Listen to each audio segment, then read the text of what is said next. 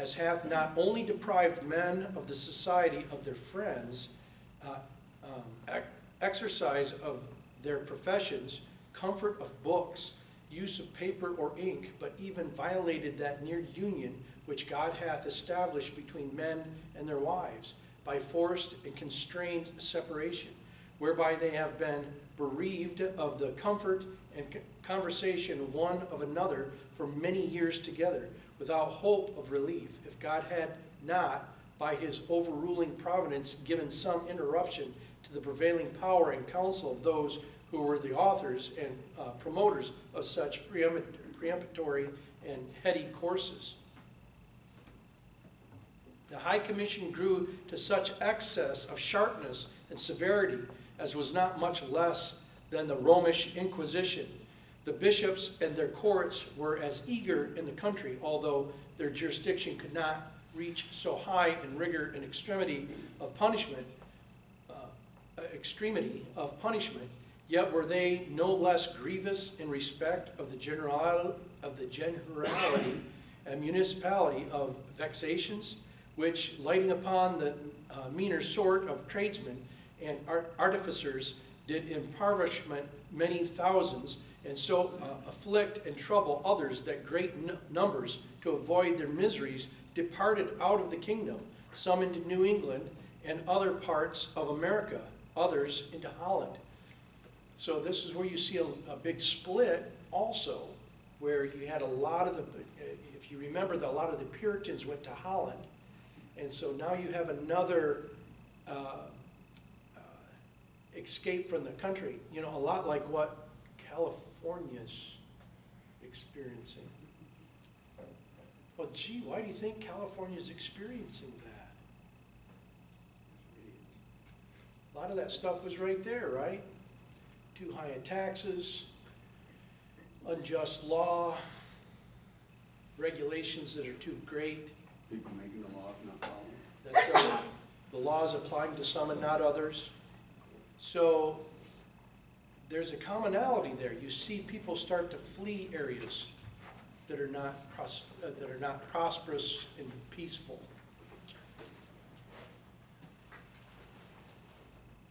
This faction was grown to that height and entireness of power that now they began to think of finishing their work, which consisted of these three parts. Bless you. 1, the government must be set free from all restraint of laws concerning our persons and estates. 2, there must be a conjunction between Papists and Protestants in doctrine, discipline, and ceremonies, only it must not yet be called popery. 3, the Puritans, under which name they include all that desire to preserve the laws and liberties of the kingdom and to maintain religion in the power of it, must be either rooted out of the kingdom with force or driven out with fear. For the effecting of this, it was thought necessary to reduce Scotland to such popish superstitions and innovations as might take them apt to join with England in that great change which was intended, whereupon new canons and new liturgy were pressed upon them, and when they refused to admit to them, an army was raised to force them to it, towards which the clergy and the papacy were very forward in their contribution.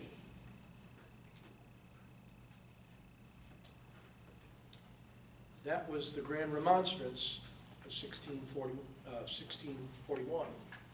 So basically, it was a repudiation of the king and the behavior of the king and what the king was doing. That the king was inserting himself in the church, which was something we learned right from the very get-go he shouldn't be doing, that he wasn't following the laws that everyone else had to follow, that he couldn't raise taxes, but what he would do is use word games and call it something different and call it law, sort of like a mask mandate, and convince people it was for their safety, right? There's not much different from 1641 than there is in America in 2023. Remember, when we study history, we have to study it not that it was different people in a different time. It was only a different time. But the human condition is the same today as it was then. So when we read history, the same things that happen when the powerful get too powerful and they start beasting on the people, when they no longer follow the law, when they no longer pay attention to prosperity and peace, when they involve themselves in the church or in any way that they can control the people against their divine right to liberty, it causes problems, doesn't it? It causes problems in society, it causes problems in government. Are we seeing problems in society and problems in government today? So history will repeat itself. Go ahead. So is this where those that want to get rid of the history of the state it repeats itself? Well, see, that's the thing. Everybody says ignorance, that history will repeat itself if you don't study it. History will repeat itself whether you study it or not. But if you study your history, when the history starts to repeat itself, you already know the direction it's headed and what's going to happen, and you can stem off the bad things before they happen. But if you don't understand that, if you don't understand the history, if we don't study that history, when it starts to repeat itself, we're always caught with our pants down, aren't we? We're always caught by surprise. Well, how did that happen? Well, I don't know. It's only been 10 or 15 years in its making. Had we known the history 10 or 15 years ago, we could have been prepared. Right now in Hillsdale, I've got people, people are starting to see the corruption, and it's pouring out of every pore of that society. People are starting to see it, and they're like, holy cow, things are bad here. Yeah, holy cow, I've been telling you this for 10 years. But you didn't want to listen or be concerned. One of the things I do with Hillsdale Justice Project, I started that because I found most people are in trouble in the criminal justice system simply because they didn't know what their rights were. Yeah. Right? You have the right to remain silent. Anything you say can, and here's the clincher, will be used against you in a court of law. Those are the Miranda warnings. And I get all the time people go, well, that arrest wasn't legal because they didn't Mirandize me. Okay. When you were detained or under arrest, were they asking you questions? No. Then they don't have to Mirandize you. So you have the right to remain silent. If you don't know that right, then you have a tendency to be stupid and talk. And anything you say can and will be used against you. On the side of the road or during a detention is not the time to try to argue your innocence. Now, there is a time that if you're a suspicious person, where what you have to do is alleviate the suspicion of the officer that's investigating. But beyond that, if you do any more than that, it can be used against you. I've seen it all the time. People call me up and say, yeah, this happened, and then a couple months later they asked me if I'd come down and talk to them, and I went down and talked to them, and the next day I got arrested. Yeah. I wonder how that happened. You went down there and talked to them. That's right. If they had enough to arrest you, they wouldn't have needed to talk to you. They would have just arrested you. So I found that most of the people, and it's always the people on the lower socioeconomic spectrum, and it's always the people that are the most undereducated, they're the ones that we're preying on. That makes me sick to my stomach. I can't sleep at night because of that. I hate that. Well, these rights are there for our protection. It's just like when I was investigated by the FBI and I used the Fifth Amendment, and the guy got incensed that I would use the Fifth Amendment. He said, well, why would you use the Fifth Amendment? I said, because the Fifth Amendment was codified into the Constitution to defend the rights of the innocent. He couldn't understand that. It blew his mind. Until, of course, 6 weeks later, when he got arrested, first thing he did was took the Fifth. Isn't that interesting? So I started the Hillsdale Justice Project because there was too many people that were getting drugged into the criminal justice system that were costing us all money. It was destroying families for things that aren't really crimes. just simply because people didn't know what their rights were. And so I started the Hillsdale Justice Project 10 years ago to teach people what their rights were. Now, Madison says that the end of government is justice, the end of a civil society. So with the socioeconomically depressed people and the undereducated, it's very important to teach them what their rights are and how to assert them civilly, right? Because on the side of the road, I can use a myriad of four-letter words and demand what my rights are and tell what my rights are. Are they still my rights? Yeah, they sure are. Well, how am I going to get treated? Am I going to get treated a little different than if I assert my rights civilly? Sure. You can assert your rights civilly and still assert them. You don't have to be nasty about it. In fact, you'll find that you're treated a different way because human beings are reciprocal. They always are. You'll find that in yourself. Somebody's snotty or rude or curt with you, you have a tendency to be a little put off, right? You have a tendency to be a little bit more guarded. Police officers are nothing more than people. And they have the same self-evident truths to them. They're gonna, I don't care how professional you train somebody to be. I worked in a prison for 8 years. I was extremely professional. But some of the things that were said to me and done in there, it was tough to maintain your professionalism and to not bend that rule or bend that law, right? Well, do you think it's any different out there on the street with police officers? They got a hard job. I'm not going to say they don't. They've got a horrible, hard job. It's very hard. So when we can teach people how to assert their rights and to do it civilly, we're going to have less people that are on the public dole, aren't we? We're going to have less people that we have to pay to house. Michigan went from 7 prisons to 58 prisons in a 20-year period. You saw the movie Field of Dreams? If you build it, they will come. Yeah, that was Michigan's theory too. If you'll build it, we will arrest as many as we can. We went from 7 prisons to 58 in 20 years, and each and every one of them was overfull.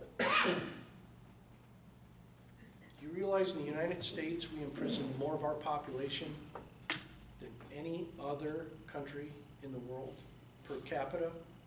Even communist countries. Think of that. That's scary.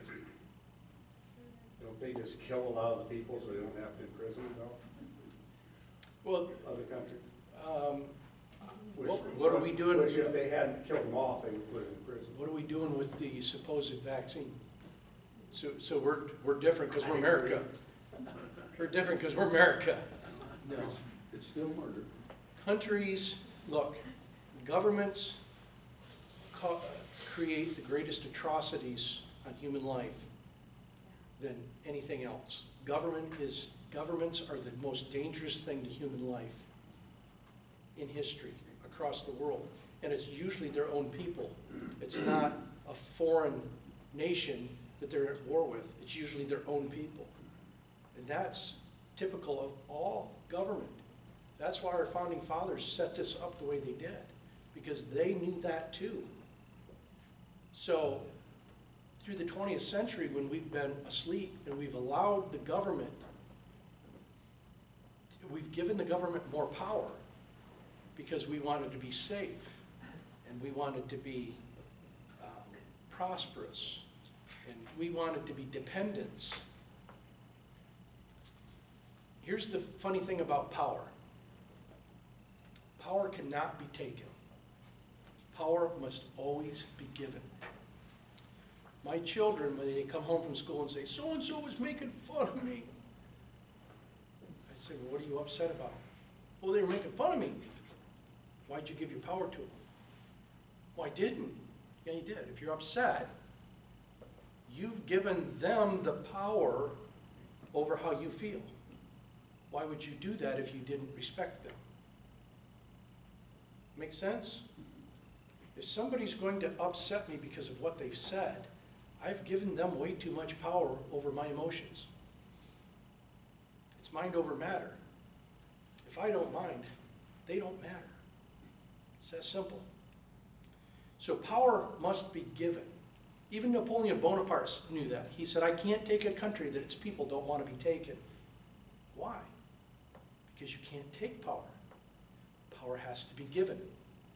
So what people don't realize is when there's a new bill or something to give power to the president, let's say, and he happens to be your guy, then we're all about, yes, give him that power because I like that. That's my guy. They're not giving the power to your guy. They're giving that power to the office of the president, which isn't always going to be your guy. You understand that?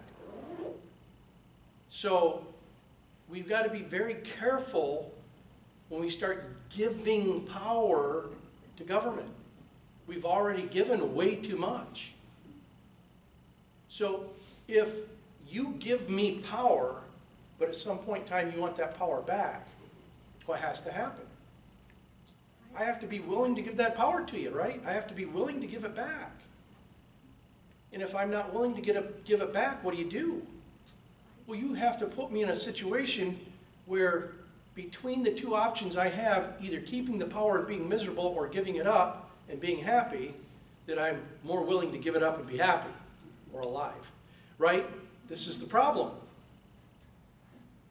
So we've got to be very careful when we give power up. They realized that in Grand Remonstrance, right?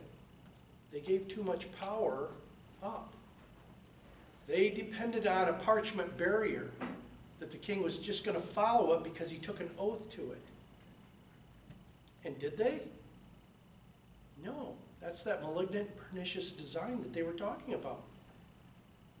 This is why Madison talks about our Constitution as being nothing more than a parchment barrier. That's why we put these little natural law checks and balances in the Constitution itself. In 51, Madison talks about pitting the ambition of the man against the ambition of the man. This is why there was a separation of powers, where the legislature has two powers, the power of the purse and the power of impeachment. The executive has one power, and that's the power of the sword, and the judicial was supposed to have zero power, because Madison envisioned that they would jealously guard their power. But what did we see in 2020 when we had governors and executive branch telling people that if you didn't wear a mask and you didn't socially distance, we were going to arrest you? And I had people going, well, it's the law. No, you're an idiot. It's not the law. And as long as we allow that to be law, then it becomes a law nonetheless, doesn't it? If I tell you it's illegal to drive barefooted, and so nobody drives barefooted because they believe it's against the law, then it's just as much law as if I had written it down and passed it through a body of government. Is it not? So when we allowed governors to make law, and we followed it because we believed it was law, we were ignorant and give way too much power to the executive branch of government. Well, when you give that power, they have it now. So how are you going to get it back? We have to you have to put them in a spot where they want to give it back, right? Either through election or legislation or civil disobedience, right? These are some of the ways that we alter or abolish our forms of government, which is taught to us in the Declaration of Independence, right? That if at any time any form of government becomes destructive of these ends, it is the right of the people to alter or abolish it. Instituting new government, laying its foundation on such principles, and organizing its powers in such form as to them shall seem most likely to secure their happiness and safety, right? Does that sound familiar? That's in the Declaration of Independence. That's why it's there. To alter or abolish. Well, how do you alter? Well, we always take it to the end point. Say, well, alter or abolish means a bloody revolution. No, that's the very extreme on that scale. There's many different ways to alter or abolish. many different ways. But you can't understand that if you don't know the principles, if you don't know the rights, if you don't know the history. Once you know the history and you know the principles and you know the words of the documents, it becomes easy to understand. It's pretty simple. It goes almost all the way back to common law. Don't lie, don't steal, don't kill. Simple concepts.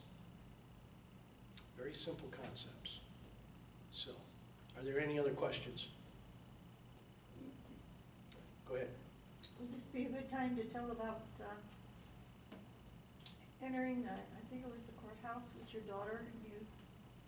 You said that's my point. Yes, during COVID, my daughter and I, we had to go into the courthouse, and our county government decided that what they should do is spend my tax money that they stole from me at the threat of the loss of my liberty or property to hire security guards in the courthouse to make sure that they were going to ask me all these medical questions and make me wear a mask when I went into the courthouse. Okay, so my daughter and I, we had to go into the courthouse. And so we walked in, and he started going through all of his, have you had a fever? Have you had a snotty nose? Have you had a cough? Have you had COVID? Have you been tested for COVID? All this stuff. And I said, well, none of it, that's none of your business. And I said, what makes you think that I've had any of those things? He said, oh, well, I don't. And so my daughter looks right at him and says, okay, well, then you have no probable cause, do you? He goes, well, you got to wear a mask. We said, no, we'll see you. We just turned around and walked away. He was left there going, because that's the case. What probable cause do you have to believe I've got COVID? Do you have any? No. All right. Then the questioning is over, isn't it? I'm not detained. I'm not under suspicion. I'm not under arrest. Have a good day. It's that simple. I was very proud of my daughter. So you went on in and did your business? Yeah, we just walked in and went into court. We were the only two sitting in court without a mask on. The bailiff to this day wears two of them. He's so afraid. That man shouldn't have a gun or a badge. If you're that afraid, you really shouldn't have a gun or a badge. I'm going to say he carries a gun. Hmm? And he carries a gun? Yeah, that's the scary part. So, I mean, I will give this to my daughter. When she did that, we started up the steps. She goes, Dad, what are we going to do if he comes after us? I said, just keep walking. But what are we going to do? I said, we'll worry about that when it happens. Just keep walking. But I was proud of her when she said, blew me away when she said, okay, well, then you don't have any probable cause. I was like, good girl. But you see, we are the true masters of the law. And how can you be the master of the law if you don't understand the law? If you don't understand how it works, if you don't understand the history and the principles of it. And we were civil about it. I mean, I could have been nasty to him, but what good would that have done? Yeah. Nothing. It was just easy to be civil and support and assert my rights. I can assert my rights civilly. We live in a civilized nation. So there's no reason why I can't assert my rights civilly. And we did. And it works. When you assert your rights civilly, it works. So our founders put these natural law checks and balances in the law because they talked about parchment barriers. And this is kind of what these grievances were about. You know, we had the 1100s Charter of Liberty, we had the Magna Carta 1215, we had the Petition of Right of 1628, and yet you've taken an oath to all these and violated it. That's why our founders said when we do this, we can't have the Constitution as just a parchment barrier. We have to put natural law checks and balances in there. Well, what are who controls natural law? God. If all of Congress voted tomorrow for gravity to be gone, nobody's floating to the sky. Not going to happen. They don't control natural law. God does. And so they put those natural law checks and balances in our Constitution for that. It's just like Sir Isaac Newton said to stop something traveling in one direction with a certain mass, speed, and velocity, what do you have to have? Equal and opposite. You have to have something traveling in the opposite direction of the same mass, velocity, and speed, right? That's natural law. So when we have a mass shooting in a school, though, everybody forgets natural law, don't they? They go, oh, what we need is more parchment barrier. Well, while we're at it, why don't we make cocaine illegal? That'll stop it. We'll make fentanyl illegal while we're after it.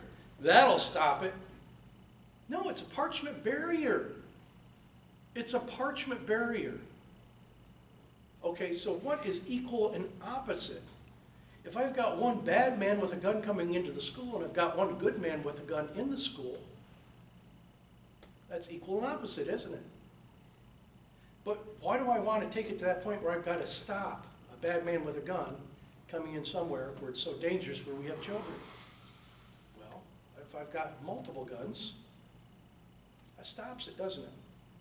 Why? Because it's natural law. What's the highest natural law there is? Self-preservation. Self-preservation. Even a baby born on the street will do what it can to survive. Test my theory on this. How many farmers do we have in here? Okay. Next time you get a chance, invite somebody over, take them over next to the watering trough. Just real quick, grab them by the back of the head, hold their head under the water. Yeah. Make good friends that way. They'll fight harder than they've ever fought in their life. Why? Self-preservation.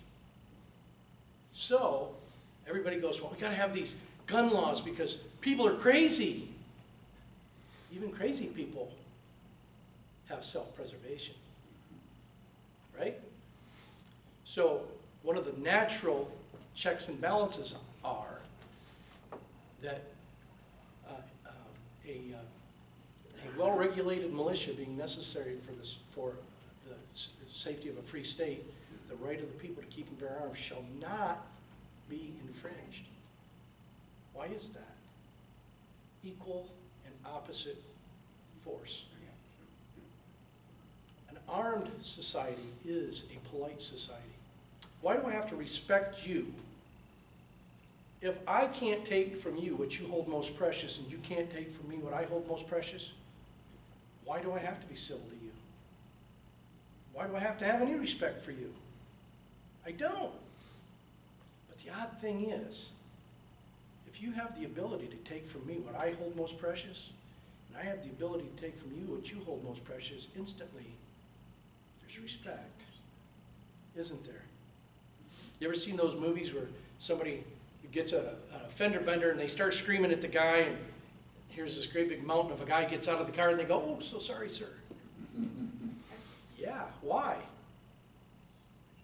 Because he has the ability to take from him what he holds most precious, and if not, he can beat him within an inch of it. Instant respect. These are the natural law checks and balances that are in our Constitution. They're there for a reason. Because God controls the natural law. Congress does not. But through the 20th century, we all sat back and yearned for safety, yearned for dependency, and we couldn't give our power up quick enough to the government. And when we give that power away, how are we going to get it back? We have to put them in a situation where they want to give it back. And that's not always easy, but it's given to us as a right and a duty in the Declaration of Independence to alter or abolish when any form of government becomes destructive of those ends. So, any other questions or comments? Go ahead. I've heard a couple of people over the last month or so, one particular guy I keep talking to, he said, any enforcement officer comes up, it doesn't matter if somebody broke into your home, you were defending yourself and your family, you ran off the road and took a fence down, just, when they come up to you and ask you anything, he says, he simply replies with, I don't answer questions. Well, you can do that, but here's the thing. Does anybody remember the Lois Lerner trials? Lois Lerner, she was part of the IRS from Cincinnati. conservative groups were putting in to set up, to get EINs and set up organizations. And they were denying all conservative groups that were trying to set up organizations, but all the liberal groups were getting passed left and right. Well, Lois, who was the head of the Cincinnati office, was summoned before Congress to answer for what was going on down there. Now, if you remember, when it was her turn to speak, she stood up and gave a 5-page dissertation, and at the end she said, and I'm observing my Fifth Amendment right to remain